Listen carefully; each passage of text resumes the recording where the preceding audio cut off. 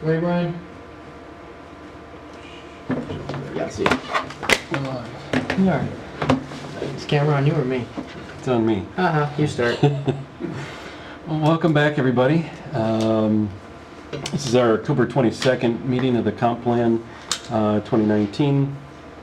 We'll kind of go through, last time we talked about the comments received at the public information meeting. Subsequent to that, we left open the comment period till October 11th, and then wanted to compile those, get them out to the committee, and then obviously talk about the comments we received tonight from that, and then kind of start talking about some of the next steps. You know, where do we go from here? You know, what our time frames are and everything else for that. So that's kind of our plan for tonight. If anybody had initial questions, comments, but we'll kind of go into the comments received. I know we've kind of made notes on some of the stuff we received on those, and then kind of start delving into the document. Now that we've had the public information meeting, now that we've had the the public comments that we've gotten, we need to start getting into the document and start looking at different areas. We'll get into talking about areas of potential rezoning. I think we're going to target bringing them in the November meeting, so they can listen to the discussion. It'll be a discussion amongst the committee, but give them an opportunity to hear the committee's discussion firsthand. We've been assembling a list of properties that either we think maybe should be considered for rezoning, as well as properties that have requested rezoning already, and then obviously have the committee discussions, and then have audience members here if we want to ask questions and everything else, and put it out to them for that. So that's kind of what we're looking at for the November meeting, but we'll kind of wrap that up as we get later into the discussion. So comments, basically we had 12 comments received online through the process. Obviously we wish we had more, but obviously we put it out, social media, website. It's difficult to get feedback. I think most people are of the opinion we're happy and keep going doing what you're doing. Obviously people get involved with their lives and everything else that's going on, so it's difficult to get feedback and get input from people, but we'll take the feedback that we do have and It was talk good to about see that. new names though. In Yeah, terms it's of the good to see website some- versus the public information meeting, there were more names Yep. than the ones that were at the public information meeting, so we overall increased that number of public input, which was good. So that was nice to see. Yep. So I don't know if we want to go comment by comment, or at least page by page. We can kind of talk about some of the feedback we've got. Or was there anything that stood out to you if guys as you anything- read it that you wanted to talk about immediately from the public comments that we sent to you? Kinda But keep- most of them seem to mirror the public comments that were here at the meeting. There was some a lot of traffic related stuff, and Traffic and sidewalks.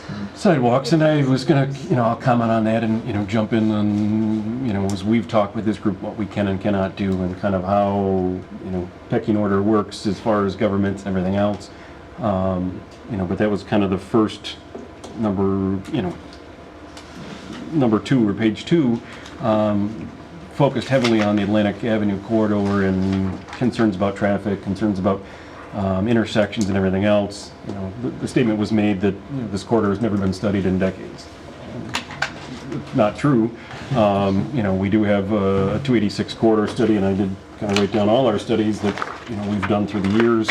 One of the recommendations I think coming out of this is to update our townwide traffic study. Our last townwide traffic study was 1989. So I think coming out of this would be helpful for that. But as you can see, out of that document was kind of the overarching, we're starting to see development in Penfield, we're starting to see different areas that are being developed. How does that look going forward? They did some projections, some areas of concern, some other areas with that. But then out of that, I'll just run quickly through them. We did the Browncroft Creek Blossom Area Study 2003. We did the North Penfield's Crossroads, which is by Empire Creek, 2007. We did a Panorama Area Plan, 1998. The Route 250 Corridor Study was 2009. The 254-41, we created LUAMP. We've talked about that. That access management was 1996. The 286, which is Atlantic Avenue, Browncroft, we did that in 2000. We did a 404 corridor study, which is Empire Boulevard, in 1999. We did a bike master plan in 2008, and then we did the townwide traffic study. Originally was the original one in 1989. So 1989 wasn't just we did it, we're done, moved on. We've kind of done through the years. But I think that may be a good recommendation coming out of this, is to update that townwide traffic study, incorporate these other studies we've had. I know there was also comments about specific intersections and what should be done and how it's done, and what turn lanes should be there. Ultimately, that goes through the state DOT. The town of Penfield has no jurisdiction over it. We do meet annually, as we've shared with this committee, with the state DOT at least once every year, go through our areas of concerns. But then in between then, we do ask for them to do studies of the different areas. Most recently, we've asked them to look at the Browncroft, Blossom, Creek Street intersection. There is requests, we've had requests for turn arrows. It does have a turn pocket, but not turn arrows. They've studied that as recently as a year and a half ago. The state said, at this time, we don't see the need for turn arrows. It doesn't meet our warrants for turn arrows. We have the turn pockets, but it didn't meet their warrants a year and a half ago. We asked them to look at the Panorama intersection with Atlantic Avenue. We've seen a lot of cut-throughs on Alta Vista, Old Pond, other streets. So as people wait, obviously people find alternative options. We've asked them to look at doing turn arrows for that. That was a year ago. They said it didn't warrant turn arrows at that intersection.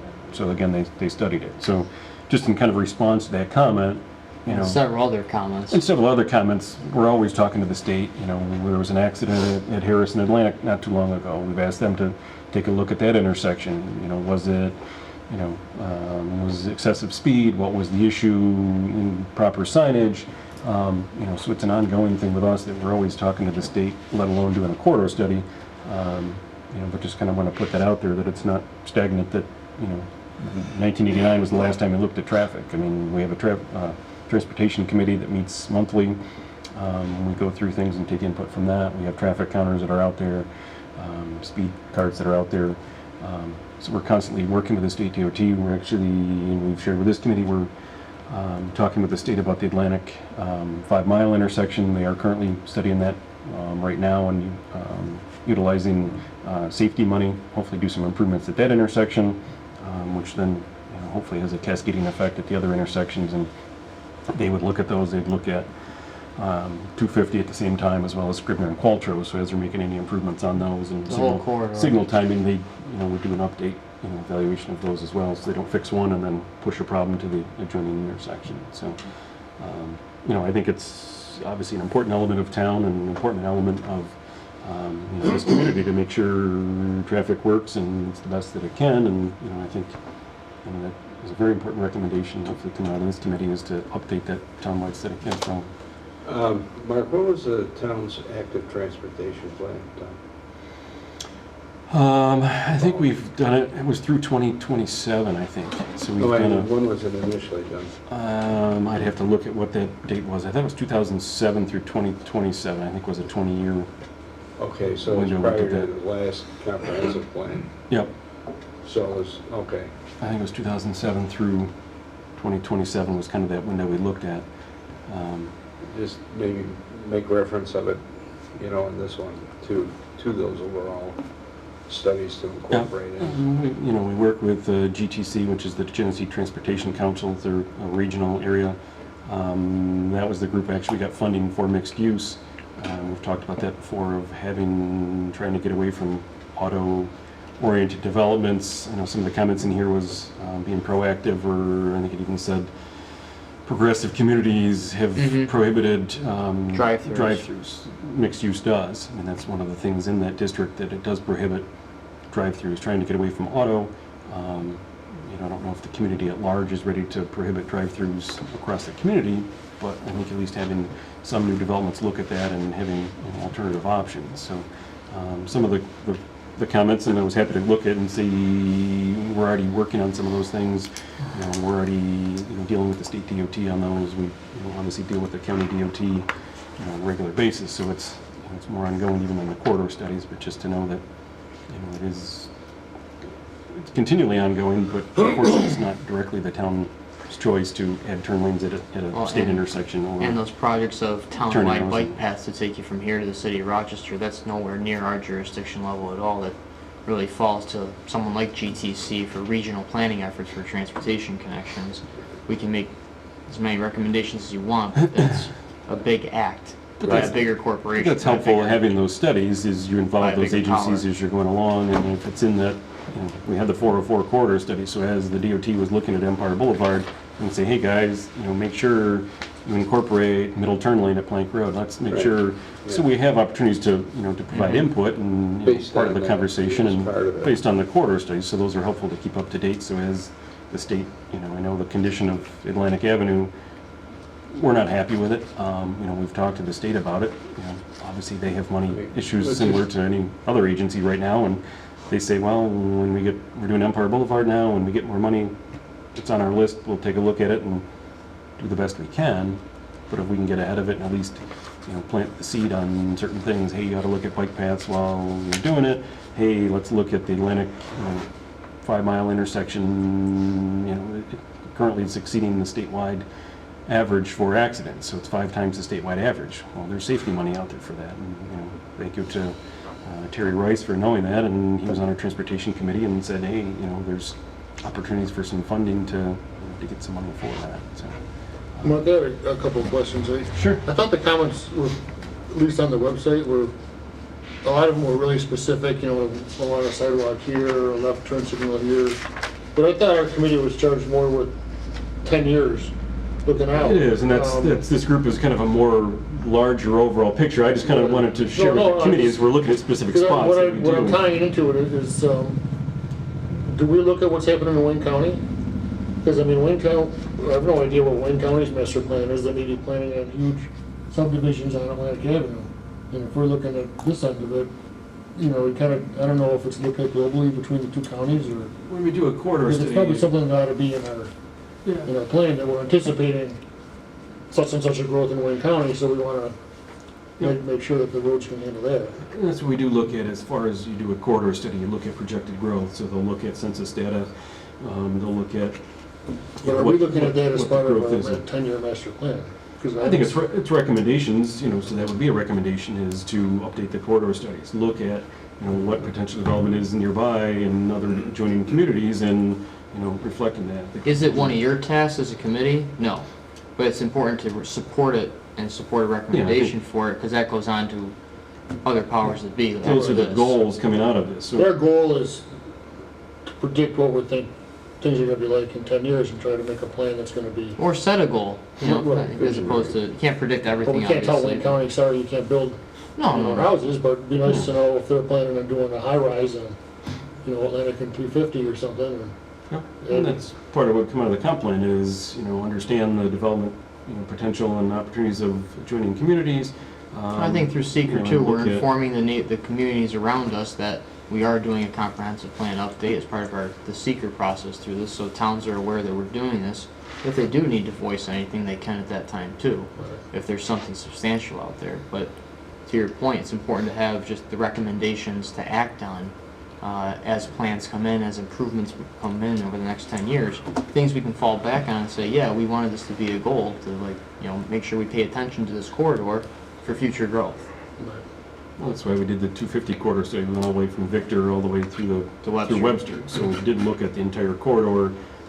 We subsequently, did an analysis of. We did if you go on our website, you see there's 2 different studies. One's the overall corridor study, so from Victor on, and it showed we had the biggest potential for development.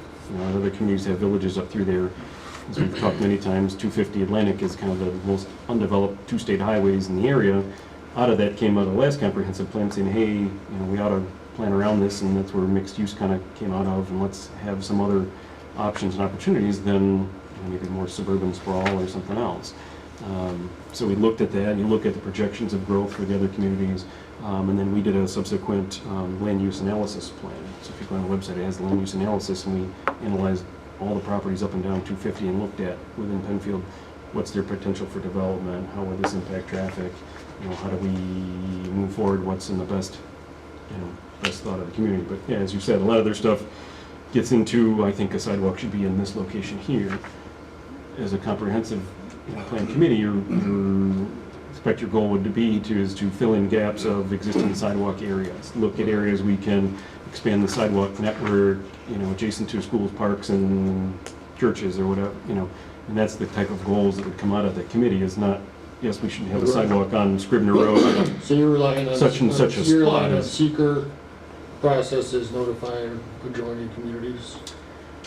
I mean, if we're doing a corridor study, we would notify them and engage them as part of that. Similar to the 250 corridor study, Victor was involved, Fairport was involved, Harrington was involved, Webster was involved. It wasn't just us saying, hey guys, we're doing a study. They were all involved. If we do a 441, if we do a 286 corridor study, we would involve, Brighton on one end and Walworth on the other end, and ask for what do they see, what's going on. So it would be a comprehensive, study. It wouldn't be just, hey, we're doing something, send comments if you have it.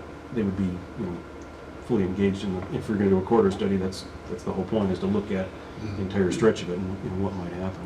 Kind of tying that to the question about, like, say, bike paths going to the city, and Zach saying, well, that's kind of above the Outside their level of this, or outside of our purview or whatever.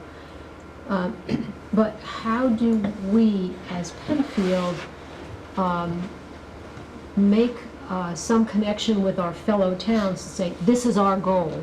We want, are you interested in this? We're interested in this. And then as individual communities, we bring our case before whatever, GTC or something. We make a stronger case because we go united as East Side communities that want a kind of a rail-to-trail type, program or something like that. So how do we establish that? Is that just up to us to reach out to their? I know Pittsford's got its comprehensive plan committee going on right now. Yeah, I mean, as staff, we meet with other planners, we meet with other town engineers, throughout the community, and see Roland all the time at other events through stormwater and through other agencies. So obviously we talk to other groups to see what they're doing. I think GTC is a great opportunity. That's a regional transportation committee, so we can say, hey, we're looking to do more with bike paths. We're looking for transit, connectivity. That's the overarching group that can kind of help organize all of the towns and villages together for that. They're also an agency that provides grant funding and other stuff. So we've always kind of got our ear to the ground of what grants are out there, either through study or betterments or improvements for it. But as Zach said, that's kind of a bigger overarching group, as well as the Monroe County DOT. They kind of do some of that, state DOT. That's why we stay in contact with those groups, because they're kind of above us, and then the towns, villages down below, they know each of us is kind of working on something. They kind of help to facilitate the programs. Most recently, sorry, I'm talking a heck of a lot. Most recently, the county was looking at opportunities for pet indicators and crosswalks and everything else. So it's a program that's being handled by the county, but we were able to provide suggestions of getting stuff down by the Four Corners. So south of, we're at Liberty Street. We're working with the county, and they've already gotten the program. We got grant funding for flashing beacons at the end of Liberty Street right on 5 Mile, enhanced crosswalks there on the south side by the apartment complexes, down by the shopping plaza on Baird Road, in 2 locations across from right where the community center comes out, Henderson Drive, as well as the kind of the crosswalk where the kids come out of Tollwood neighborhood and cross there. So we've already been talking with the county and got some grant funding, so it'll be hopefully fall of 2020. I think they're in design phase now. Come back with pet indicators where a student resident could walk up, press the thing, the lights flash, Controls bring some traffic more better. awareness that somebody's crossing, have enhanced crosswalks. So that's, again, kind of back to that larger Bigger group, picture. but stuff that comes out of our comp plan, then we as staff, town board, planning board, that's, You have something to fall back they're on the to groups say that this was a kind of carry it forward. recommendation. This is what it came out of, and then opportunities kind of arise, and The short answer too is it's an ongoing process that, like Mark said, is handled by larger agencies that are involved with all the municipalities simultaneously for projects that come up based on grants and funding that become available. And when those come down the pipeline, then we all can get involved as municipalities to say, yeah, we'd like to see this because it was a recommendation in our comp plan to provide this service to the community, such as a trail system or something that gets you from one municipality to another safely and easily. So in terms of the interaction at this level, there isn't that much to do right now, other than if we see a vision or a goal to put forth in the document, that's where we capture it, and then we work with that over the next 10 years as a goal becomes an objective to actually implement. And county planning every year asks us what new development is coming, what's going on currently, what do you see in the next 5 years, 10 the years. land use So the inventory. land use planning, they look at, so again, it's kind of another level up of government. They can kind of see what Webster's doing, what Penfield's doing. They provide us with that land use report, so we can see, at least within Monroe County, where other development's happening, who's got, That also goes to larger home GTC. builds, and, I'm sorry, Ron? And those reports also go to GTC Yep. as well, as a- for instance.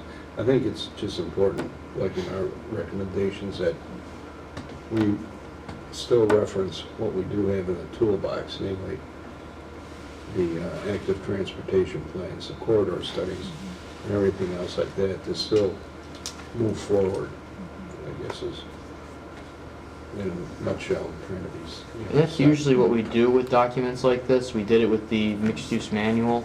We would do it with this, where we recognize and support those existing documents that we have, similar to the ones Mark listed off.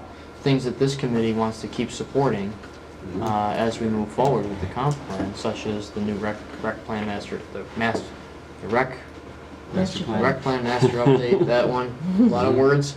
The bike plan, the corridor studies, all those things, we just keep supporting that through this document to make sure they are implemented. That's where the specific recommendations are made that, you know, Was there anything that stood out to you guys as you were reading those besides traffic? Or the sidewalks or anything? Something you wanted to have a larger discussion on tonight? There was, on a side note, there was one, there seemed to be a common thread of almost cynicism, like, in that several comments were made to the effect of, well, what was recommended in 2010 had not yet put in place. There were a couple of those. Yeah, and just to keep that in mind, but there's only so much you can do as far as in a visionary or advisory sense, and that's what this is. Mm-hmm. Were we gonna break down things regionally in town like we talked about a little at the end of the last meeting? What type of things, I'm sorry? Well, when we were gonna approach, aspects of the new study, were we gonna, remember it was mentioned maybe Like land uses and kind of like the Right. rezoning opportunities that might be there? Is as that, a for instance, maybe, Yeah. that's something we want to I jump think at our into. November meeting, I think you're going to target, we That's- can start on that, but I think tonight we just kind of wanted to conclude and let everyone, at least, Okay. I think least everybody I thought you guys were talking about dividing the town like east and west or into quadrants and saying, because what happens on the east side may not be the same as what needs are on the west side, and looking at it in that way. That's the impression I got.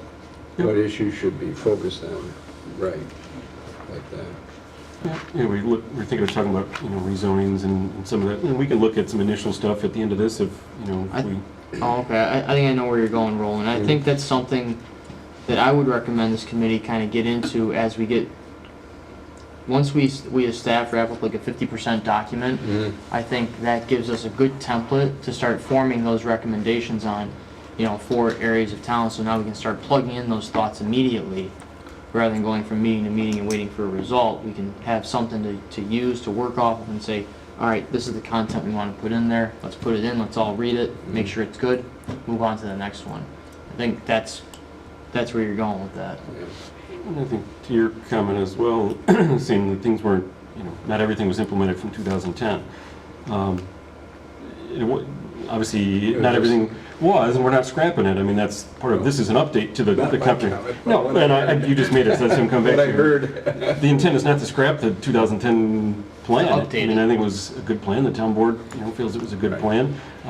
This is an update to it. So we're kind of starting from there, and let's tweak things. Let's grow the vision. Let's, enhance sections. Let's do whatever. We're not just crumpling up saying that one's done and let's start Start from over. scratch, So obviously no. those comments carry forward, and similarly the 2000 and I'm sure, you know, and on back, there's, you know, common themes, traffic, drainage, schools, you know, community character. Those have been ongoing since, you know, we started doing comprehensive plans. Those aren't, you know, items that we're gonna drop off anytime soon. You know, those will continue to carry forward. You know, I think we build off those. We, you know, tweak the vision as, you know, as we move along and things continue to grow. I think, you know, there's opportunity to maybe add some sections in there. You know, we've talked about sustainability and some of the things that I think are some new sections that, you know, we can, you know, continue to enhance and, you know, build upon. But, you know, no, I didn't finish everything in 2010, and, you know, obviously there's always more work to do. I think this, I look at as, you know, let's build upon that and, you know, continue to, you know, refine our vision for the town. So a couple more things I took away. Sorry, was- Donna had her hand up. Just, That's- So, yeah, Catholic schoolgirl, you know. I was Let's put her hand up. sorry, I didn't. But, one thing that I think that came out, both in the public meeting and in these notes as well, one of the themes, and it also came out in terms of the Shadow Pines plan, is a desire for some type of zoning that reflects recreational open space type uses, that we need a zoning category for that, and we need to create very specific definitions of what that means, what is or is not included, and what types of uses would fall within it.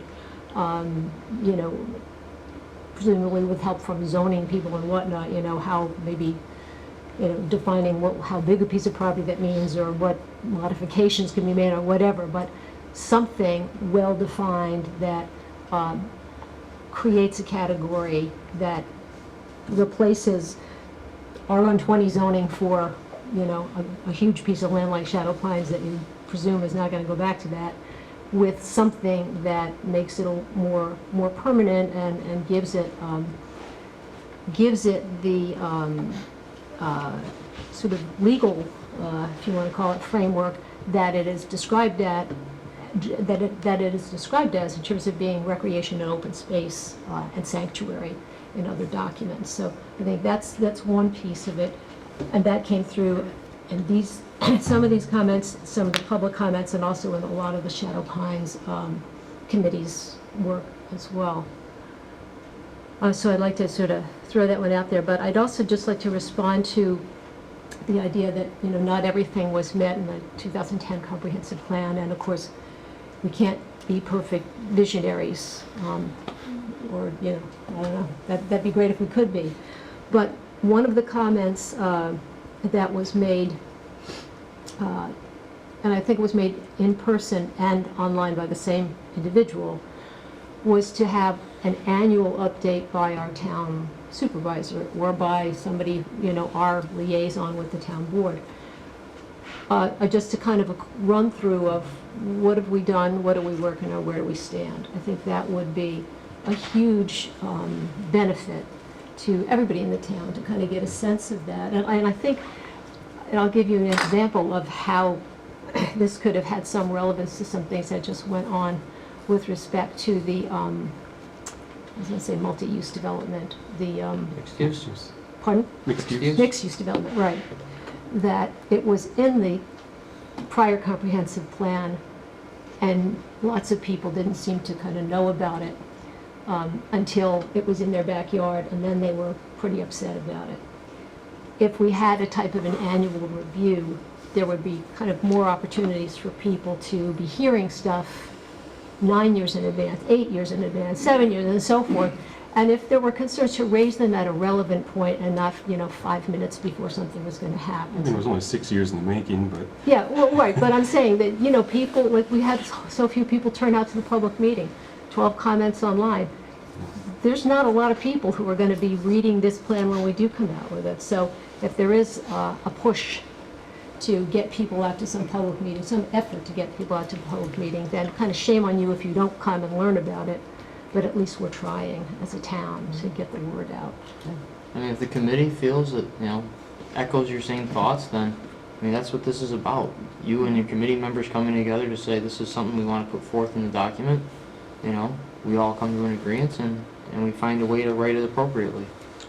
Why stop there? I mean, why not, rather than once a year, wait for someone to tell us what's going on, have this become a living document that's updated in real time online? These are the initiatives, this is the target date of completion, this is where we are as of X date, and anyone can go on the website and see exactly, here's the, the 8 main categories we're working on, here's all the sub points, and here's the, where we are today, here's where we tend to go, here are the milestones along the way, and at any point you can submit feedback. Rather than once a year wait for Push and someone pull though, that's kind of pull, somebody's got to like go online and find it. But I think we need also the push of, the sort of the fall, the sort of the big show of the, okay, our annual state of the town meeting Sure, or something it doesn't like have to that. be in, either But I or. agree, I think, exactly, it doesn't have to be either. I think it's a great idea what you had to. And of course, making it so that it doesn't take 20 minutes of clicking, 47 different links, like, within 2 clicks you should be able to get to this sort of thing, or else people are just gonna stop looking. That's great, that's a great idea. Sorry, Chuck, you were... Actually, Donna stole what I was gonna say. And said it so well. And I Yeah, was so much better than me. Just one of the things we need to remember, and I know I've heard the comment about the land preservation or creating new categories or new zoning. We just need to keep in our back of our mind that if we change zoning of somebody's property and you downgrade it, if you want to say, they need to be justly compensated for the loss of value of their property. So it's not a simple, hey, guess what, Michael, your property now is zoned something else, and best of luck to you. It's not the value of what the land used to be. But now that the town owns Shadow Pines, you could... Shadow Pines is a whole You could different... change the zoning of Shadow Pines. Shadow Pines is a whole different story, but just looking at Well, other areas. And to Jim's point at the last And the meeting. last one, you can't do anything with that anyway, because it's town money that bought. Right, so Mhm. It's protected. I don't want already. it, exactly, I don't want to say it's a futile effort, but in a way it is. Yeah, it's protected already because the town has Precisely. bonded that for 30 years. Precisely, it's so been you can't change it's that. identified as town land, therefore it is staying town land. Yeah, that one's not, but there's other parcels and other parcels that I know are in question. Just understanding the committee, we can't just say, hey, guess what, The legal your ramifications. property's zoned to, you can't do anything with it, or whatever it is. Obviously, that's one, if they didn't request it, and two, if we're downgrading their property to something else, they need to be justly compensated. You'd have to do an appraisal of it, and, so it's not a simple, hey, you're hereby rezoned, and, typically you're... I don't think any of us think it's simple. No, I just want to I think make it's sure a that vision. that's I think it's a clear. goal, and that's, I think. Yeah, what we all and think. That's one So- takeaway from this meeting is nothing is simple. That's very true, day-to-day work up there. I mean, it's stuff... Grinding away. That's what it is. I mean, this is long-range planning. That's what we're talking about the next 10 years here. We're not talking 10 days, 10 weeks. And even then, it goes beyond that. So, it's a long-range vision. Money's not unlimited. There's a lot of comments here of sidewalks. I read them. Yeah, they're great spots to put sidewalks.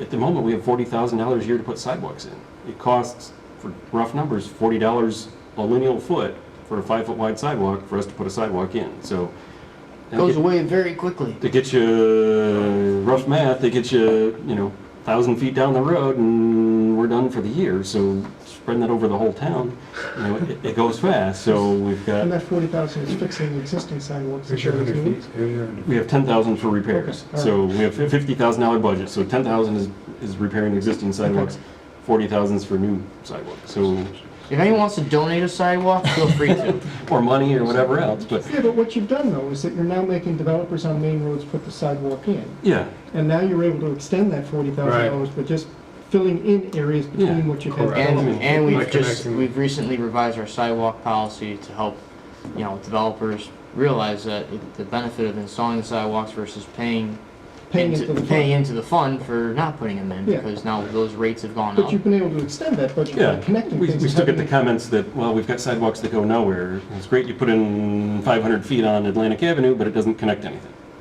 We know. We know, I mean, It's true. Everything takes time, and you can't fill in every gap, and We have yes, we have properties in the way that developers are fill stuff resistant. in, and you got people that are resistant and don't grant easements, and, there's always, obstructions or issues with it, but, we keep plugging away, and to Daniel's point, this is not instantaneous stuff. That's why we're looking at the vision for 10 years. We don't do it a once a year vision, we look out 10 That's why years, I'm so because bad at this. I'm so impatient. it does take time. I mean, there's, There's other worked for stuff a that big corporation happens, for 16 years. instantaneously, but, Then it wore off. but, no, all good discussion. I mean, this is not easy. This is not planning 101. This is, higher level, planning and future vision, having vision for the community. We don't have unlimited funds. We don't have, unlimited control over the state and the county. We don't have unlimited control over what our neighbors do. But in our little world, at least you can try to, shape out a vision, and we keep plugging along to that, and things, change and modify. But at least it gives the So town que- board and other boards, at least kind So of that vision. question, to one of follow. the comments that was in there talked about in the mixed-use district, that the town ought to require there to be charging stations and more things for.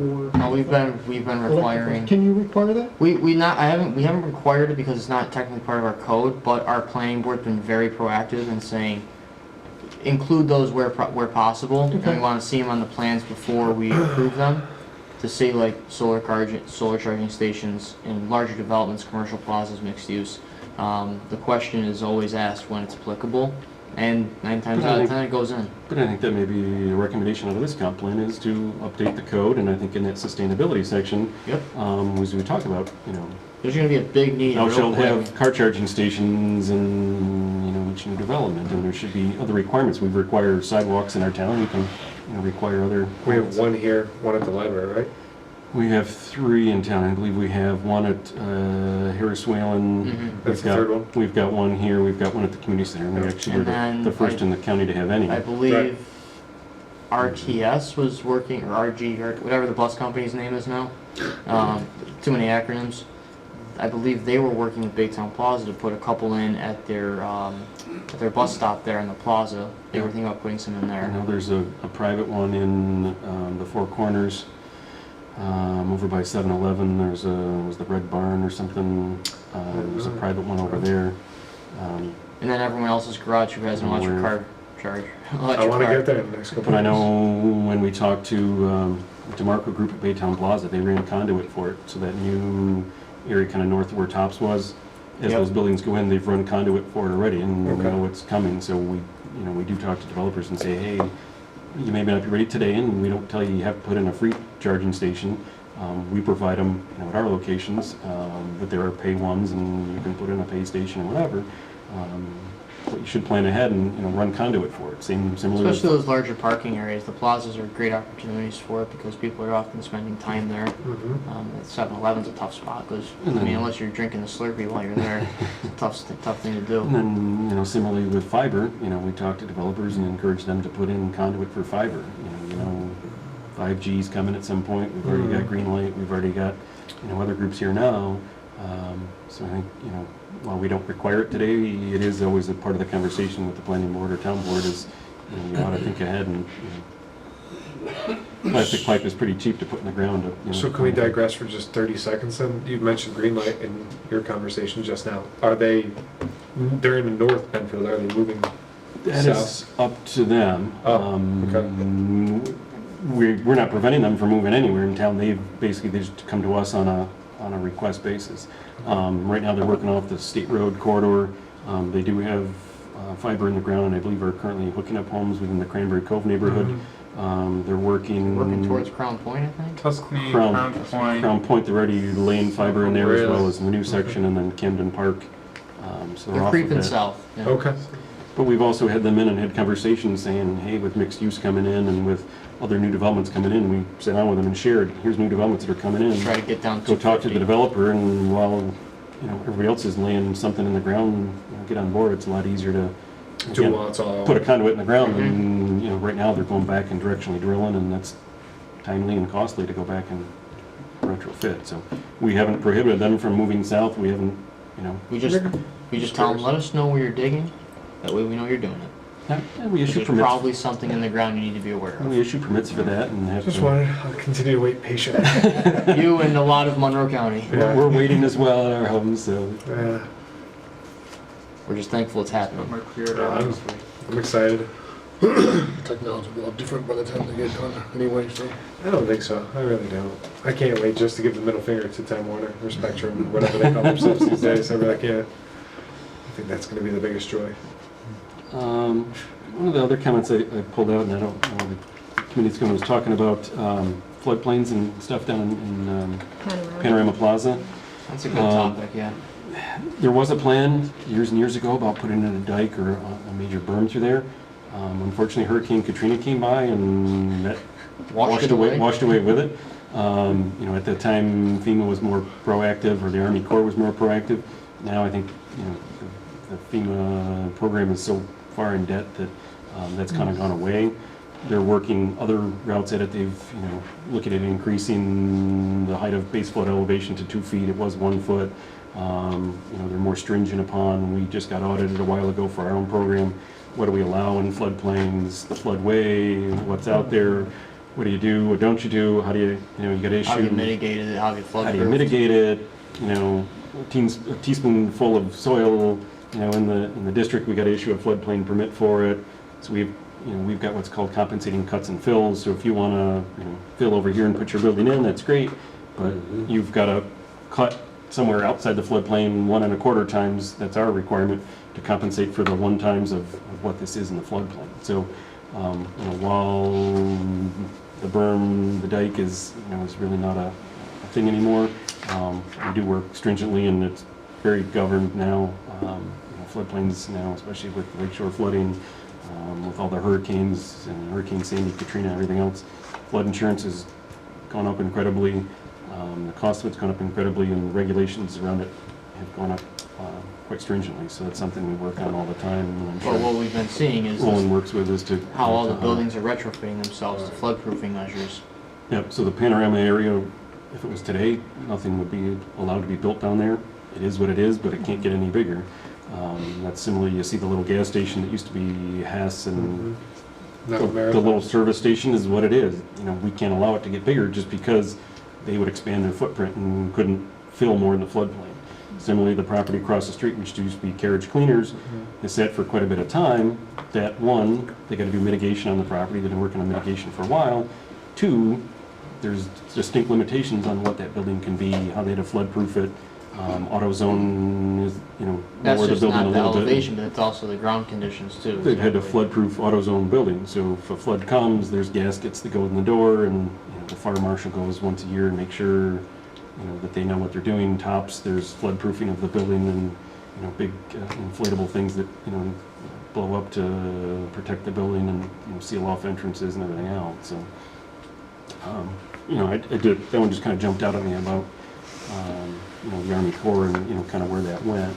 I think they've taken the other approach of let's regulate what goes into the floodplains, let's make sure we don't, you know, add more to it, make it worse, then go back with retro dikes, because then obviously you're going to push, if you fill and block it from filling up the floodplain one way, It's going somewhere. it's going to go somewhere else. Usually to your neighbor and the neighbor after that. You're just going to push I your have a problem personal on. bias against FEMA.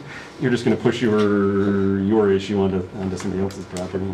FEMA changes floodplain rules way too often for my liking. And they move you in and out of Class A floodplains way too often. You know, well, we've seen what's going on with the lake and the lake levels and everything else, and, you know, those can change quite often. No, they can redraw a map and you're suddenly in the Class A floodplain, and they just notify you back. Oh, my God. And the bank sends you a note saying, you now have to have flood insurance, you're in the Class A floodplain, and either you go get it or we'll add it to your mortgage payment. Yeah, Yeah, and that's- then half your, And to then get half out your of house the is floodplain, in. you have to have a topographical survey done. Which Elevation costs a certificate. It would cost a couple $100, it's not that bad. Oh, okay. Yeah, The downside of elevation that is certificate. that you pay your flood insurance either on a monthly basis, but when the federal government says, oh, you're right, They our don't give it bad, back to you. you weren't in a floodplain. Anything that has been past paid, they say, yes. Thanks. sir. Thanks a lot. Anything that's in the current Thanks year, they may anyways. refund to you. So FEMA is just running a money grab. They did it to a bunch of people in Gates and Greece. Suddenly Wow. just declared that their backyards were floodplains, put them all in Class A floodplains, cost them thousands of dollars a year. They did 4 houses by I me, know. not because of the water, because the town put a pipe between our houses. Oh. So there's a 4-foot pipe in the ground that can never flood or do anything, and FEMA arbitrarily said, oh, you must be They in a thought it floodplain. was like an open waterway or something. Took us 2 years to convince FEMA that they were wrong. And you get a letter back from them and say, oh, you're right, we were wrong. It's your obligation to prove them wrong. Your obligation is to prove them wrong. Oh, kangaroo court. Thousands of dollars to get out of that. Oh, by the way, then you can't sell. because anybody that wants to buy your property, see you it have to right declare away. to them that you're in a Class A floodplain, and not many people are gonna stick around after you have that first conversation. Well, and some of the stuff we're seeing is, you know, we've got some older homes that are in floodplains. You don't have to have flood insurance if you don't have a mortgage. So if Right. you've got your house paid off, you don't have a mortgage, you don't have to have flood insurance. But most Well, new home buyers want to go Right. buy a house, most of us need a Need mortgage. a mortgage. You get a mortgage, then they go, oh, by the way, you need flood insurance on top of that and everything Because else. the So, bank will grant you a mortgage. lenders are pushing it. yeah, I mean, it's forced by the bank, and the bank says you need to have it, and, you know, so again, it further complicates life, and Mhm. I'm moving out to Arizona when I retire, just an FYI. Well, I don't have to worry about flood insurance they in get Arizona. sandstorms and other things out there. We're just a map repository on that, and that's all you can tell people. Yeah, you have no say in that. We don't, actually. The best we can advise you is The best you can do is tell people how to hire a fill out a licensed land application. surveyor and obtain an elevation The certificate. best the town can do is make readily available instructions on how to do Loma applications. Correct. That's it. And a list of surveyors to, And then we get audited to make sure we did it right and provide the right information. so, yeah. I didn't see much Page- else jumping out at us. Page 7, I just go off the data ID 7. One of the comments was to, about gas stations, was to consolidate them all into one general location. We can't pick up and move gas stations is my No. response to that. But I think more, obviously, people want services in close proximity to their homes and areas in commercial districts. So I understand the comments, concerns about environmental and, you know, the potential for leakage or anything else. You know, I think is same as other technologies, things have come along. They have double insulated tanks now with, you know, in situ sensors in the second tank if anything leaks. If So anything, you've seen um, the stations in this town, they're all pretty much up to standards. And they've all been cleaned up to a degree, or they've had their tanks replaced. I mean, they've all, There's been a big change in the industry to, you know, Yeah. to update what was out there, change what was done. I know Mobile came through and said, you know, they used to be leased stations and said, you know, either you buy it or we're done. And some, that's why we saw a lot of turnover in the Mobile. Some people wanted to stay it, you know, they updated theirs and kept it. Other ones said, I'm not inheriting what we know is here. And that's why some of the stations have remained empty. I know Jim Costello said that he is actually making progress on the old Mobile station at Browncroft and Awesome. in Blossom, Jeez. to at least get the station leveled. So bring it down, and then at least it would appear more marketable to somebody else to come in and just see an old building with the, you know, the roof looking like it does and everything else. Thankfully, this quarter, most recently, has kind of got cleaned up. They just came, you know, Atlantic and 250, cleaned that up, graded it out. So I think, you know, there's more There's potential still no now. remediation on that, That one is all done over here. Atlantic and Creek Street. Atlantic and Creek, there's different methods to do it. This method basically, Oxygen injection system's still running down there, isn't it? that one, it's a vacuum system. I think they said it's almost met the standards. There's one you can basically do, you know, an extraction of vapor, which they've been doing. There's a little trailer that sits down outside that one. You can excavate all the material, which they did over here at Atlantic and 250. Or the third one was an old hubcap station that was at Plank and Empire. And you could see there was soil outside. They basically dug all the soil up, put it on the surface, turn it over, let it evaporate, go back, turn it over, let it evaporate. So that's why if you went by that station for years, or at least a year, there was always soil on the surface, and then they would just kind of keep turning it over. So those are kind of three different methods that at least I'm aware of that they've, you know, done to mitigate it. The fastest one is dig it up, haul it out, and get rid of it. Obviously, that one's the most costly and the most expensive. The other ones are, you know, more time consuming and longer. And then to your point about the planning effort of it, they're only allowed in one district, you know, so gas stations go where they can go, and like you said, it's important to provide services in and around neighborhoods as opposed to one concentrated area. Yeah.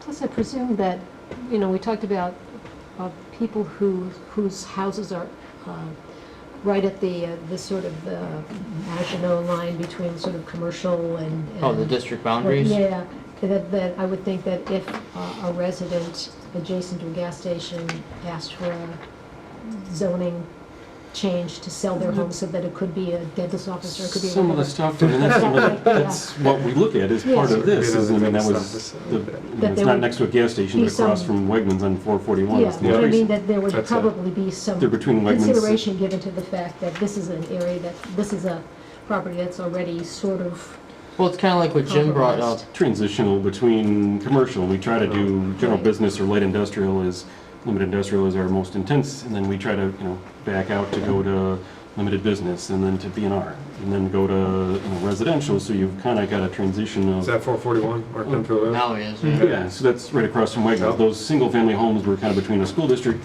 441, which is a 5-lane road at that point, and Wegmans. At one point in time, 441 was not a 4-lane, 5-lane It's what it highway. is. It wasn't what it is today. So that's areas that, why is the comp plan and the group will look at different areas. Has this property or has this area changed significantly enough that it's no longer viable for a single-family house? It's no longer viable for multi-residential housing. It may upgrade to, zone to something else, but that's why we do it, every 10 years. And in particular, that group on the west side of Harris Wheeling came to the town board with a petition and said, hey, we'd like, all 9 of us would like to be rezoned to something different. They came in and petitioned the town board to be rezoned to B&R. I think that was around the last comprehensive plan. It came out of the comp plan saying, yes, we recommend this to happen. It's rezoned, and you can still see some are now starting to turn over to I was gonna commercial. You've say. got a dentist office, you've got an orthodontist. Some are still residential. What reason why, don't know. Whether, they're not ready to sell, whether it's not the right price. But at least they've got the opportunity and they've gained some value in their property. Okay. Hopefully when they go to sell it, that, So there's no future plans for development as of now, for what's left there? and that's not something, we put out there. I mean, we're always at least reactive on that end. We're proactive on the zoning. That was just a curiosity. On the reactive question. end is, until a developer comes in and says, hey, I want to buy up these 2 houses, whatever, this is what I want to do. We sit down with them and say, okay, you're a business on retail zoning, this is what you can do. You can't be a 7-Eleven, you can't be a gas station, you can't be a car You have a wash or list of whatever. what you can do. But, Exactly. here's what you can do.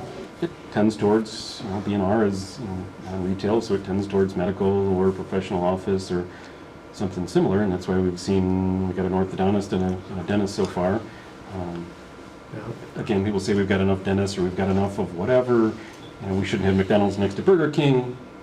Those are decisions we get to make. It's, do you meet the zoning? And It is the running joke in Penfield, though, that we have 1 million dentist offices. we have beautiful teeth here in Penfield because we got a lot of dentists and we got orthodontists, so we must have the best teeth around.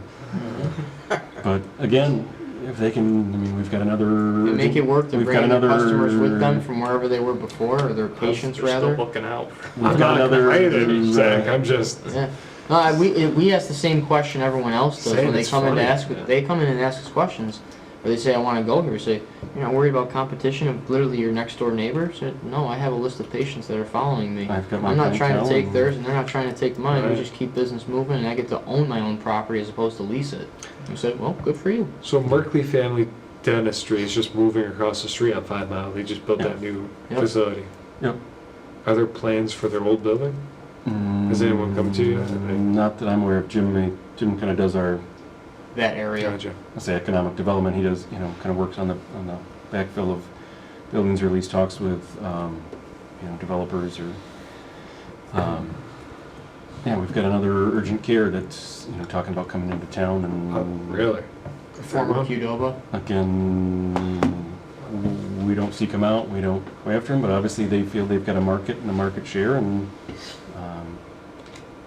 obviously the market plays out of who stays and who goes. Qdoba came They in, left. Taco Bell's still here across the street, and Qdoba's gone. And that's how We don't get a say. capitalism works, and Technically, we have 2 Taco Bells in Penfield.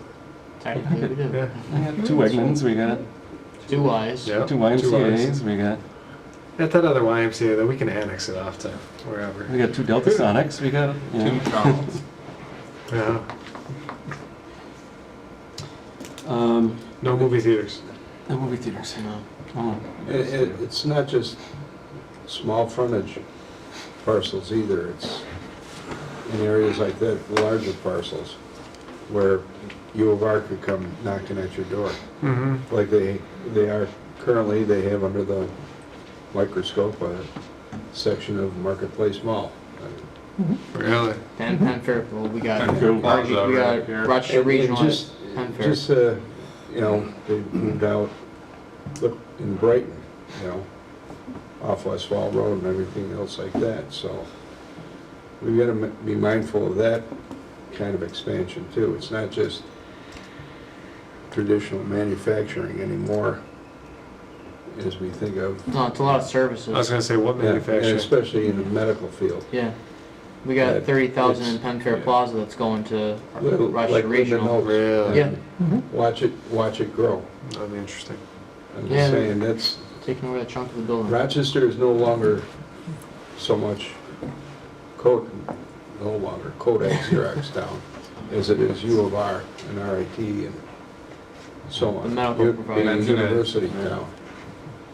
And like, Those properties come off the tax rolls. So you And got Wegmans. that Well, I kind was just of, gonna ask that, so Yes, they do. those are Yep. tax, those are Yes. properties that were previously paying Correct. taxes at Unfortunately, commercial rates that are not it's paying taxes Similar to now. churches, you can't, I mean, that's where LUPA laws, you can't prohibit a But church again, coming we have in, to but be- they're tax exempt. we have to be but you ready can't- for that in the comprehensive plan, that that's what's coming, not like Xerox out in Webster per se. Yeah, I mean, In a it's, that, what we think of now, or Walmart even. Sticking on page 7, one of the comments was also looking at being a climate smarter, a community choice aggregation community. And I don't know if the group is, aware of those different groups. I don't know if the committee is aware that we have an energy advisory committee as well that looks at this type of stuff, and it's been a focus of the town supervisor. He formed the EEAC committee when he first came on, and we do look at, that's how we got the car charging stations. It's how we've moved ahead with the solar panels. It's how we moved ahead with recycle programs and having cans and bottle, collections at the all the parks and household everything else, and cleanups. household cleanups and stuff. So a lot of that stuff comes out of the EEAC committee. We've followed a lot of the stuff of the Climate Smart community. As of yet, the group hasn't recommended to adopt it. One of the things we've looked at is, I'll call it scope creep, but it seems like the end line keeps moving. So, and I don't want to speak for the committee, I'll speak for myself. One of the things we've looked at is, I don't know if people know what LEED certified buildings are. You get environmentally beneficial buildings through recycling, through benefit and everything else. You can choose to follow all the items, but do you need the plaque on the wall that says you're LEED certified? So that's kind of some of the stuff pay we've for looked that at is plaque, yeah. to pay for the plaque, and you've got to go through a lot of paperwork and a lot of stuff to, just to hang up the plaque, a lot of money, but can you follow the similar, opportunities or the similar, formats and stuff, that follow that? So that's kind of where. Don't get caught up in the label, but try to use the practices. That's where the committee's kind of been so far, is we're following a lot of those things. We talk about, reduction of pesticides, we talk about, stormwater quality, we talk about, sustainability, and that's some of the sustainability stuff we've come out of is, our code for solar, our code for geothermal, looking at, wind power and how do we implement that, regulate that, what impact would that have on the farming community? I'm sure you've seen the papers about, Batavia and some other areas that are looking at, large solar farms. Rush, and Caledonia, Farmington. Yeah, some other spots that, it's that balance. I mean, you've got, obviously solar is good and beneficial. Obviously there's concern in, agricultural areas that you're losing farmland and everything else, so. Do we have any provisions currently in, like, the code that would limit density of solar panels per se on We, agricultural acreage? no, currently we And do not allow it as a, we don't have it in our codes. Basically say we do not allow solar as a use on a large parcel as an accessory use. You can, or as a primary use, excuse me. So you can't have solar as a primary use on your property. It can be an accessory use. So if you want to put solar in your roof, you want to have Private. solar in your backyard, it's offsetting the use that you have. We currently don't allow it as a power generating use, and that's some of the stuff I think as we get into the sustainability section, what the parameters would be around that, that's updates to the code. So if it's a farmland, that's the primary use is generating power to pump back to the grid. You're no longer Right. offsetting the use of the farmhouse. Similarly, if you wanted to have solar on the roof of your house, yeah, that's clearly permitted today. You can Yeah. even get building permit, you can have a pole mounted, you know, in your backyard, you can mount it on your roof, you get your permit, you're off and running. We wouldn't permit you to be a power generator in your backyard, fill your entire backyard with solar panels, and now you're generating power to push back to the grid. We've had a But lot as of a, for calls. instance, this is what this committee has to flag. These are things that are coming. And that's And definitely this all things, ask those communities just mentioned, because it won't be long, it could come knocking here too. I'd say the last 5 years, we've been getting I'll say 3 to 5 years, we've been getting calls on a pretty regular basis about where can we go, because companies are canvassing those large properties in town already. they're sending flyers out to the large property owners and the farmers and saying, hey, this is what you can do, here's what we can provide you. You know, but we want to get our arms around it first, so we have some regulation in place before we just say, yeah, go ahead, and then, you know, regret it later on. You know, we've got solar panels for the highway garage that's offsetting our use, you know, but we haven't allowed a, you know, large. And the county has their own facility out east. County's self-permitting, so they, you know, have their own facility on, What the landfill. what we're speaking of is basically self-sustaining for individual buildings or campuses of buildings. This is Power a generation. much bigger scope. Mhm. Yep. This is like a Farm, power solar farm. generating plant Yep. in that form.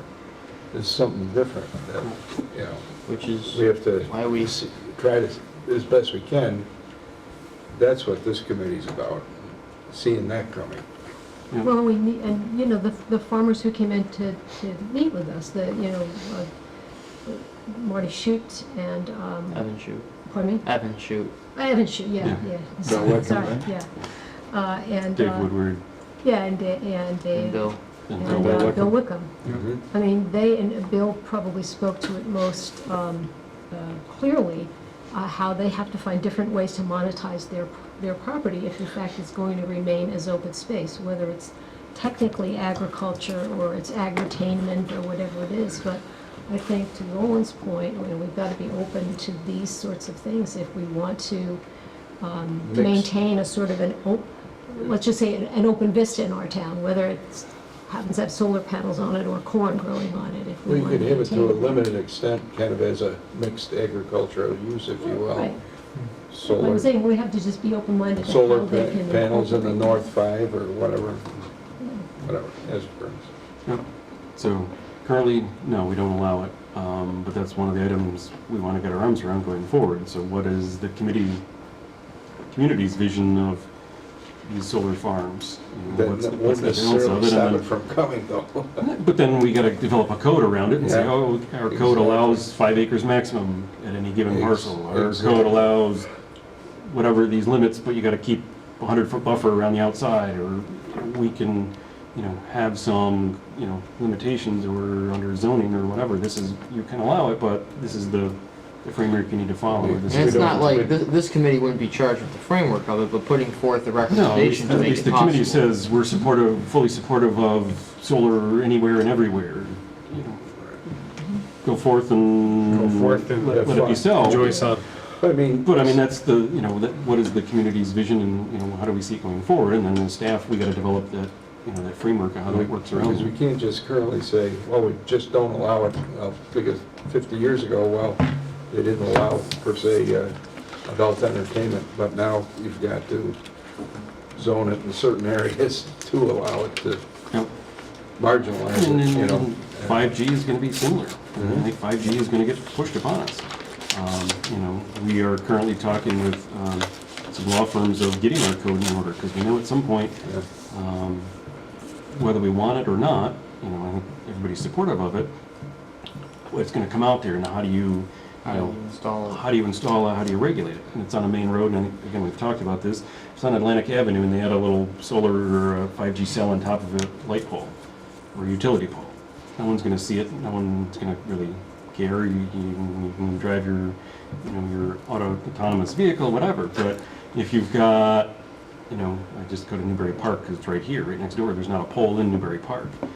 How do you proliferate putting poles in there and putting up 5G towers within neighborhoods that Every have few no hundred, poles? and it's every few hundred feet. Yeah, they need to have coverage. So does it go in front of your house? Or Sure. does it go in front of your house?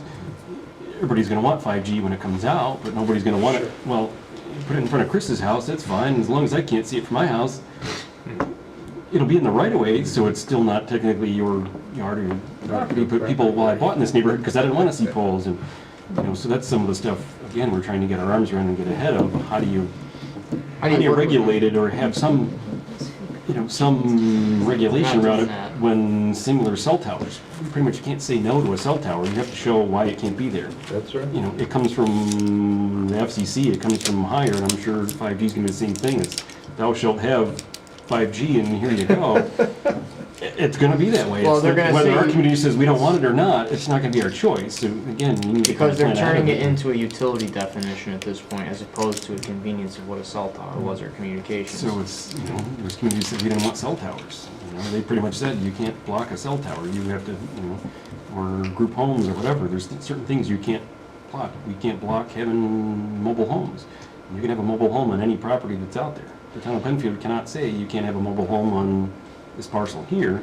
You know, as long as it meets setbacks and meets requirements and everything else, there's certain things that we can't, you know, we just can't walk around, but at least you can try to have some regulations around it. So I think that's some of the, you know, comments out of the committee. We're supportive of 5G with given parameters, and you know, we're supportive of new technologies given certain Yep. constraints, You know what's restraints, and we don't even, Prepare as best you can for no it. one heard of 5G 10 years ago when we did the 2010 plan. No one's gonna know what the next generation is, but we gotta at least say this is what we're supportive of, given maybe certain parameters or these, you know, say restrictions, but, you know, at least some guidance to, you know, future boards or future committees to, you know, kind of go off of. Are you going through updates on your communication tower code? That's some of the stuff that they're looking at right now, is 5G as well as communication towers as part of that, so we've got, Brighton just updated theirs too. I know the city of Rochester just did theirs, We're in and, the middle of it now. yeah, so I just kind of pulled out that, you know, it's the climate smart, CCA, is everybody familiar with CCA is, community choice segregation? Okay, that is new legislation that basically says the community as a whole can decide who your power provider is. So the town of Penfield would say, yes, we're gonna go out to bid, yes, we're gonna contract with this company, and then they're gonna go out to bid and get a contract from ABC Power, and they're gonna provide all the power for the town of Penfield. The understanding of that is that hopefully you can negotiate in, you know, buying through, you know, block buying, you can, you know, buy a better rate. Part of that impetus is to go for all green, so that's a lot of the bid out is to go, you know, that we would bid it out. One is a straight, what's the best cost, and two, you know, what's an all green option for that. I know that at least Village of Pittsford, Brighton, and Arundecoit have at least gone out to, you know, out to RFP for things to look at that. I don't think they've adopted those as of yet. Some downstate communities, I think down on Long Island, are the only ones that have so far. Again, EAC has looked at that, the town board has considered that, and that's some of the stuff they're looking at is, you know, currently we don't decide who your garbage provider is, you know, and it's an opt-out only program, so you can't say, you know, yes, we can decide that the whole community's in, and then obviously you gotta get the word out to tell everybody this is everybody's in plan, and then you have to opt out of the program if you don't wanna be, you know, part of that, and there's no guarantee that it's the lowest price. And we kind of, you know, we lock in at a certain rate and standardize with that. So that's another one of the comments was this community choice segregation, that as a community, we can choose who our power provider is, we can choose that it's all green, we can choose that this is who it is, but the community chooses as a whole, and then the town board would say, you know, obviously there'd be lots of public hearings and meetings and stuff before we went that way, but we would choose your power provider, and here's the rate that you get. And if you don't want to be part of it, you're welcome to opt out. And obviously, as you can imagine, with almost 38,000 residents, that's a huge communication to, we try to communicate to get out to let people know we're updating the comprehensive plan or we're doing whatever. You don't, you know, reach so many people as it is, so try to, you know, let everybody know that you just chose your power provider for them, and also their new bill shows up. You know, is a big, Not sure how receptive people would big be. step. So They did we're, a presentation on that to the East Penfield Homeowners Association and it was not very well received. We can It's imagine. difficult to try to explain to some of these older farmers how you're buying green power that may be generated in Colorado. You know, they're not generating that green power here, you're buying credits from off the grid where it may be generated somewhere else. And I'm not sure that went quite over sure that real we're well. ready for that yet. That's why we've kind of taken, and the town's taken and kind of stand back and see approach, you know, not opposed to it. I mean, if we can negotiate a better rate for everybody across the board, that you're getting one, green power, and two, you're getting it cheaper than what you pay today. I don't know that Think- ultimately anybody saves any money, I think people do it to be green. And I think it would be a struggle to prove, at least to me, that you're actually buying Green. green power. And how does it help us if we're buying power from Colorado? So some company in Colorado is injecting, you know, so many kilowatts of power into the grid, then you're buying that power. Kind of difficult to get your head around that concept. It's so. like carbon credits, though. Chuck. It is. I mean, It's you all know, it it's is. the same basic concept. I mean, it's not a tangible thing the way, you know, you light a fire and you see the energy coming out of it. You know, it's a little more abstract, but I think most people, I give people more credit, I think. It's gonna be a more, kind of stepwise education process for some people than others, but I give You're gonna have people to the start, you're benefit gonna of the have doubt to start and with try me, to. because I don't see how you're any further ahead. Pardon? I don't see how you're any further ahead, so you're gonna have to start educating me. No, but We don't have just time in saying. this meeting. I definitely think that's one of those meetings you could sidebar for the bar. I mean, so that's what I think. I think we're kind of in a wait and see aspect. Some other communities are out in front. You know, we've been out in front with car charging stations. We've been out in front with solar panels and some other things. And I think this one we may kind of let other communities take the lead on it, let that education effort go forward. You know, see how that goes over, prove that it truly is green power. How do you do that? Show that is cost savings and some of those other things. So, but just wanted to touch on that. That was a comment. I want to make sure the group kind of understood, what he was getting at and what he was commenting on there. So, that may or may not be a recommendation coming out of this group, is to look at that, or at least something generic. Continue to look at sustainable methods for the town of Penfield, and we can keep it let's say more fluffy than that. I know there was one comment at the public information meeting about putting a hard deadline that the town of Penfield should be carbon neutral by 2030 or something. Again, those are lofty goals, whatever. I think things to attain to. I don't know Very if we can, ambitious. I don't know if we can put a hard date to it, but I think we can say the town of Penfield should work towards that. And obviously, we've already started with solar, and we've already started with other things. And as new technology comes out, and new lights and power reductions and everything else, I think we can work towards that. I don't know if we put a hard, fast date on it, but I think at least this is something, again, that the town should continue to review, continue to be more energy efficient. I think we're getting about 80% of our power off of the solar field right now. So this building, community center, the DPW, that solar field generates 80% of our power. They typically don't want you to go to 100% because the other thought is you're going to start to conserve below that. So as we change lights out to LEDs, we change out other options. Hopefully we reduce our power usage lower to get down to the 80%. So we meet our ultimate goal. So maybe it's more attainable than we thought. Right now, we've looked at electric cars for town vehicles. I have yet to see an electric-powered plow.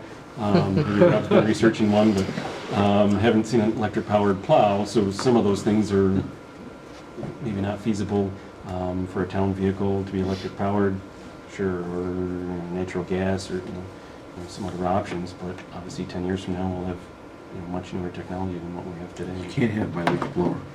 Can't take your leaf blower. taking my leaf blower. Works I too can't well. wait You to got buy battery-powered an one. You electric can leaf blower. have a battery-powered leaf blower. You could do that. So again, some of the stuff is legislating to residents of what they will or will not do.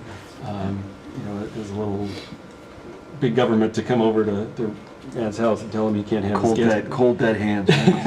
take his gas-powered leaf blower out of his My hands. father would say the same thing about his snowblower. Good luck. Yeah, that's another one. You can't really plug a snowblower in.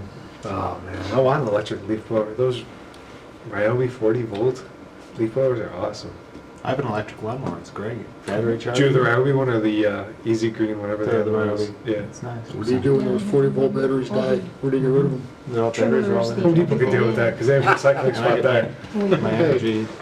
I got an acre and a half, so it's gonna take a big extension cord. They're looking More on at it. my do hand. too. They do last a long time.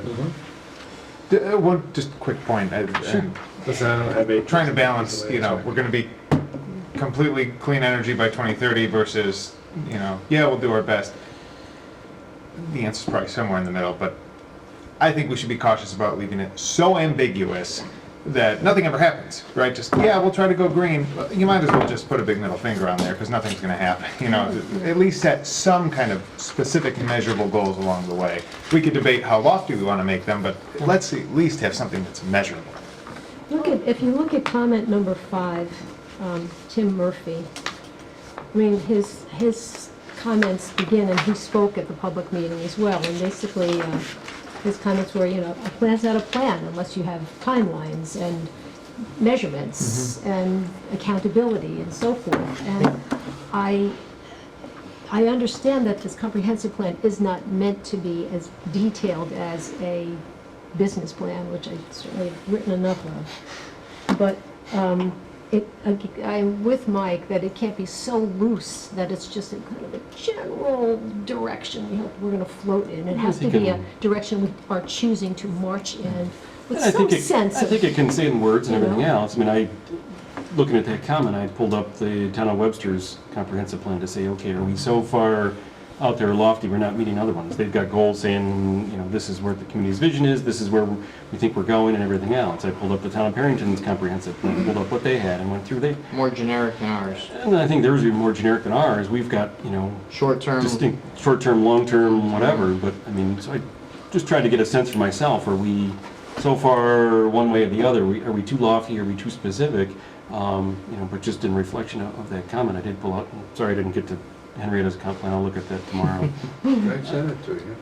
I know, I say I'll look at it. It's been raining a little bit. We had some drainage complaints. I've been out in the Yeah, I field a know. little bit dealing with things. Today, great. But try to look at other communities just to kind of see where we are, you know, not that we can't lead the way and not that we can't, you know, push the boundaries and not that we can't, you know, lead the charge in some things, but just to see are we way behind other communities, are we way ahead of other communities? You know, I think we had some more specific guidelines from them, but this is great discussion. I mean, this is the stuff that you gotta, you know, weigh, and this is the, you know, the direction we're giving the town board, the planning board, the other boards is moving ahead. And but I think tonight's been a good discussion again about some of the stuff. Here's the stuff we can dictate. Here's some of the stuff we can't dictate. You know, we can't dictate McDonald's. Can't go next to Burger King. You know, so it's kind of the give There's and going to take be a on balancing act with the hard and fast deadlines you're referencing versus, you know, these are recommendations that a town board gets to choose which ones they put forth based on the situation of the town too. So you kind of have to, not everything, we want everything to be attainable, but then there's also a lot of limitations that say when and why we can or cannot implement something too. So we have to be realistic, and that's why I think our previous plan tried to address that by saying we have short-term goals, we have kind of, I'll say, medium-term and long-term goals of when and why these things can be implemented based on their degree of effort and how long it might take to put them into place, or if it's when it becomes possible. So we just have to, again, balancing act of everything. And I say, you know, as we start to pull together, and Zach's already kind of cleared out what we had last time, and we'll start to, you know, at least get framework of stuff together. I know it's hard to start from the ground up to build everything. So as staff, we're going to start to build in framework, put in stuff together, and then that's as we come back and say, okay, here's some rough stuff that we've kind of put together. What are your thoughts? And then that's when we kind of do the push-pull, and we'll have votes and majority rules and everything else on how do we go and where do we move from there. So I think that's some of our you know, job in the next month or two is to start to pull that framework together, get the categories together, and then at least you got a, you know, a straw man to work from, and it's not a, you know, we don't have enough hours sitting here to, you know, to Type every word. type every word and to do that. So as staff will, you know, we start to generate that. springboarding off of our last comprehensive plan. As this is an update, and then we can dive down deeper in certain sections or work it out. We'll go with majority rules and vote it out at the table and go through each section. So, was there any other comments? I think I kind of selected. I see if I had any other notes. I kind of made notes on each Does anyone want a community pool? comment. Yeah. There was talk about the community center and having a community center for it. There were some talks about things to do with Shadow Pines. Right now, the town board has before it RFPs for a master plan for Shadow Pines. Are they on the website anywhere? I couldn't find the, I don't believe they're on the website currently, no. The town board has them. They will be talking about them. This is basically to choose the consultant. This is not, no plan has Not what been it's going developed to and be. what's going into it. This is just It's on the to, agenda for tomorrow night. okay.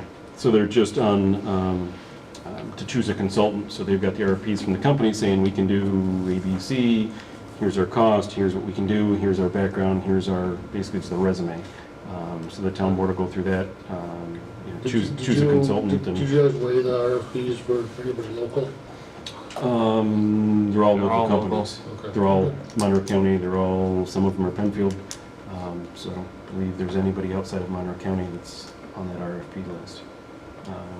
And that's independent of the Clark House, RFPs associated with the Clark House? The town board is still in the conversations with somebody running the Clark House. The overall master plan may look at how does that piece fit in. But the town board is still talking to who may lease the Clark House out. That conversation is ongoing. The master plan would look at, again, we re-engage community involvement and have some public meetings and what you'd like to see there. But then they would plan it out and where do we see future things going. Here's where bike paths could be. Here's where a playground could be. Whatever comes out of the community input. Obviously, we've got a lot of direction from the Shadow Pines committee that already issued a report on that. But yeah, tomorrow night's just choosing the consultant, and then obviously much more to follow on. So why do you need a consultant to do that for you? They've got expertise in it. They've done it in other areas for it. It's also something that they can help us facilitate on a public input and so forth. We decided to take on the comprehensive plan. So obviously this has taken a lot of staff's time. Typically we've had a consultant in the past do this facilitation of the comprehensive plan. We chose on this one to be staff-driven, staff-educated. We did a lot of the heavy lifting on the last one. The consultant, obviously, no And it's disregard to them. It's not every day that staff is charged with developing plans for 200 acres of land. We have obviously other smaller parks that we've managed through the rec department and highway department and planning and engineering, but taking on that task, we wanted to bring in professionals that have done it before in other areas of the It's country. just interesting that you mixed, and I'm not trying to be critical, but the mixed use projects you had before you, that the Morgans, that doesn't look like it's gonna come through. You trusted the planning board here to plan that, which is a huge, That's not how it works. No, we had a consultant that came in and helped us create the district. they wrote the district, but the plan for Morgan's development, they came in, your planning board was empowered with that ability to It'd be accept that plan, right? similar to creating an overall master plan, and then as different elements come in, staff or the boards would handle, the town board would handle implementation of the master plan for Shadow Pines. So similarly, we had a consultant come in, we had 6 years of discussions on creating the zoning district. We had at least 3 or 4 neighborhood meetings. I even attended the East Penfield HOA dinner, presented on mixed use to, let East Penfield know about it. We had a meeting with Tomlinson and Renwick. We had a meeting with all the adjoining neighbors. We met out there, whether people chose to engage or not. We had a lot of input that, so we used a consultant to help us Well, I mean, form I'm the not talking- district. I'm not, maybe you're not understanding. I'm not talking about writing the zoning book for the mixed use plan. You had Morgan come in with how many acres was that? They're ultimately about 100 acres. With a 100-acre subdivision.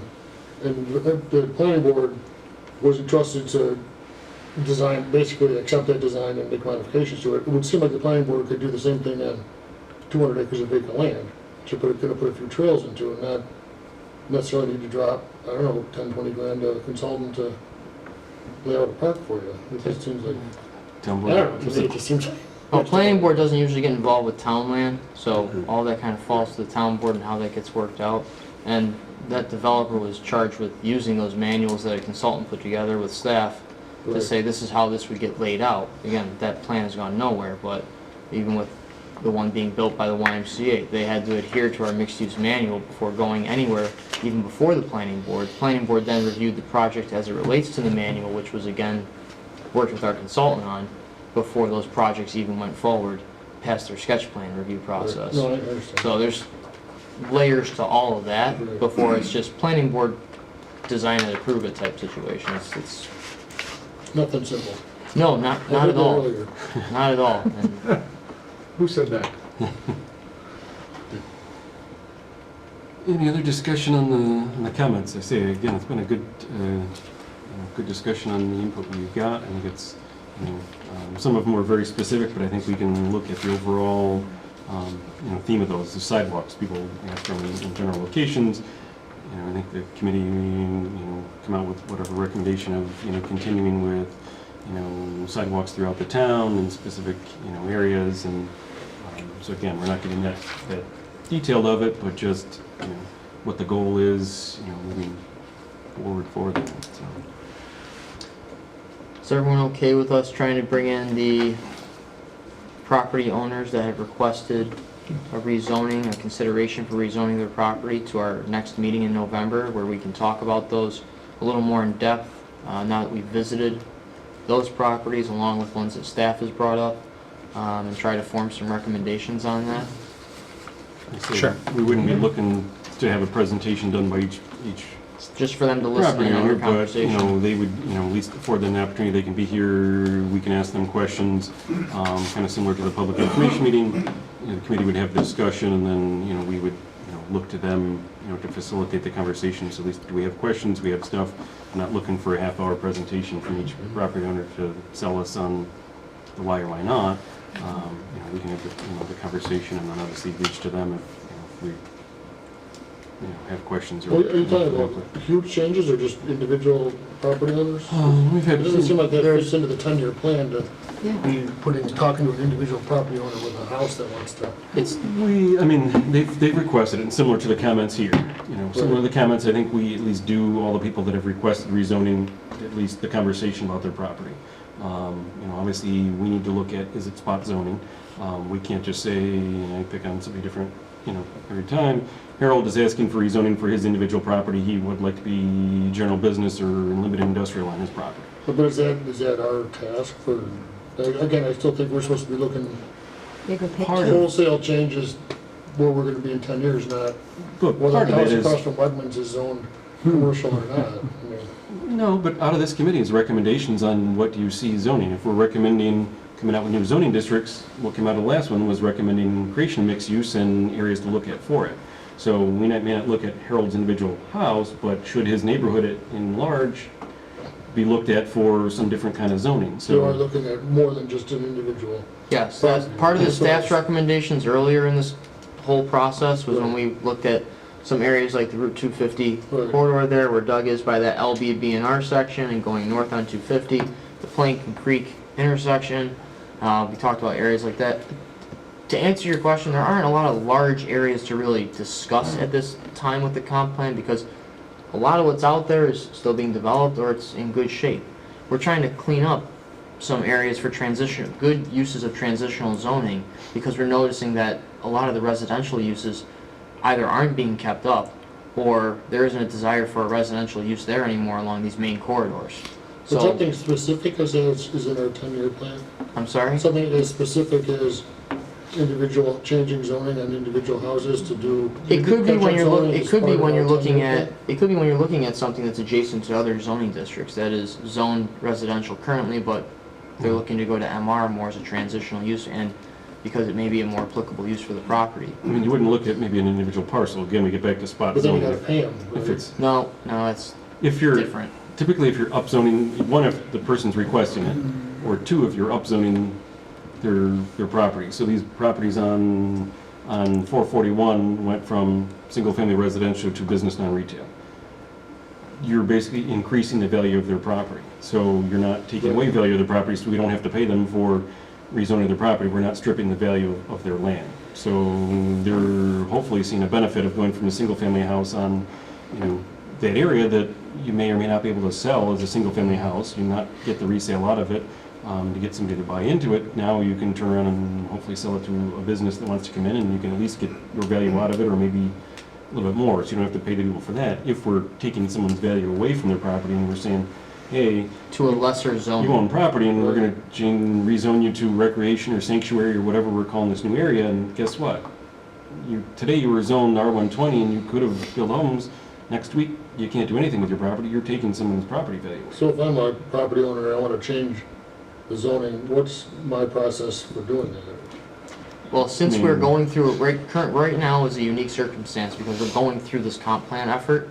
Therefore, we're directing people to make those requests to this committee to review them as recommendations that you could put forth to the town board, saying, with regards to these areas and that house and the surrounding area, if that is, or house, that property, if they are requesting a rezoning from a single family to an MR, or a single family to a townhouse, or to BNR, does that fit the area? Yeah, we can review it at that time. Now, if we're not in the middle of a comp plan like we are now, if it's later next year or a year after that, they simply approach the town board and request that rezoning based on what's around that property, again, to avoid a spot zoning So what are situation. you looking at on the comp plan? Just a list of addresses saying we recommend this or this?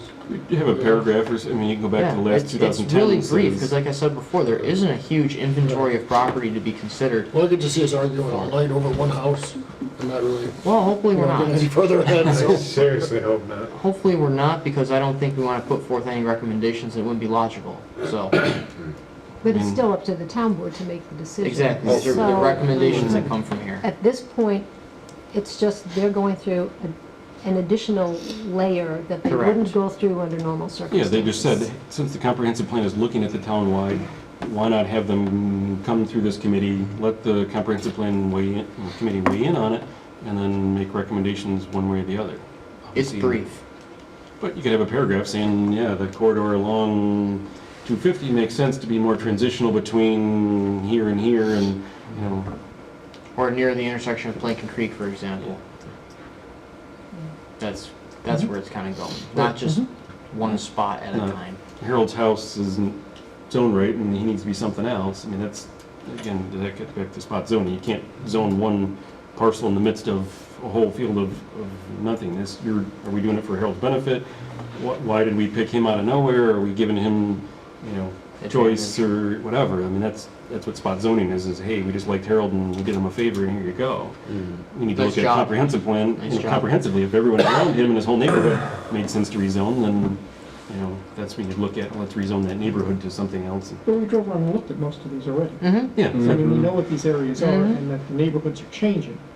That's So that- that's kind of my point earlier They're not about, being kept up because Yeah. the homes are getting older, or on Bay Road, I mean, it's those two Right. properties that are sitting there that probably are tough to rent or have anybody live in because of what's around them, so it would make sense to make those two properties fit more in what the neighborhood has become, as opposed to what Make it's it a- currently zoned. yeah, improve it and make it a more attractive situation. So, so that's what we were looking at. We had the people come at the one gentleman Doug's got there. He came in the public information meeting and addressed us there and specifically requested. Oh, yeah, Two Penfield houses. Castle, yep. Yeah. Yep, we had the other gentleman that's down on Empire Boulevard specifically come in and requested the committee. So the town board has asked this committee to look at it. We're going to afford them the opportunity to sit in the audience, listen to our conversation and discussion. And that's They can more be of a here if we've got a technicality. question to say, hey, what about this? We can ask them a question, we can discuss it, and then decide how to move on. But we're just planning ahead so that, your November meeting, we can make sure we at least invite the people, afford them the opportunity. Obviously, these are televised, they can watch the discussion later on, but at least they had their due time, their discussion. They asked the committee to look at it, the committee talked about it, said, yeah, we like it, no, we don't, we're not sure. But at least they've, I'll say they're day in court, but, at least They got to be a part of the the process. parcel was discussed and they can listen to how the conversation went. And part of it. So that's kind of the focus of what we see as your November meeting. In the meantime, say we'll kind of start working on some frameworks and start to get a straw man going. So hopefully, whether it's December, whatnot, kind of start looking at the document. Hopefully, we can talk about the rezonings at the next meeting, requests, the areas we talked about, whether we need to go back and look at something else. But then kind of looking towards December, January. Dive into the document. Dive into the document and start fleshing out different areas and pick a section in the meeting and go through it, 2 sections, similar to how we went through the last one. We picked 2 sections a night and go through it and talked about the last one. And so, What are we targeting for a completion date? we're charged with the end of the year. I don't think we're going to meet that, but we'll try to. I think he means 2021. So obviously we'll try to keep moving as expeditiously as we can. I think we'll probably be into the first quarter of next year is kind of where I'm thinking we'll end up. But not looking to rush it, not looking to shove something through. Obviously it's taken the time that it's taken and the discussions it's taken with this group, and we want to make sure. First off, you guys were, educated and brought up to speed and gone through the process, and that's, as you can see, there's a lot that goes into it. We've had public information meetings and feedback, so it's taken the time that it's taken, and we'll continue going forward, with that approach. So we don't want to drag it out just to drag it out, but we also don't want to just ram it through and say, well, we got to get it done by the end of the year, so we'll just throw something at it. Copy, paste, and go. Yeah, we're not doing that. Okay. Questions, comments, concerns? Hearing none. Again, good discussion. Thank you all for being here tonight, coming back. Next meeting, November 12th. We'll be ready to discuss. We'll send out the list of rezoning properties ahead of time, so if people want to, again, drive past them, take a look at them on your own. If we looked at all of them before, but just to refresh your memory, you've got that opportunity ahead of the next meeting just to refresh your memory. We'll have again, aerial photos and street views and other stuff to reference from, as well as hopefully guests in the audience to listen to the conversation. Okay. Have a good night. Good night. Thank you. Thank you.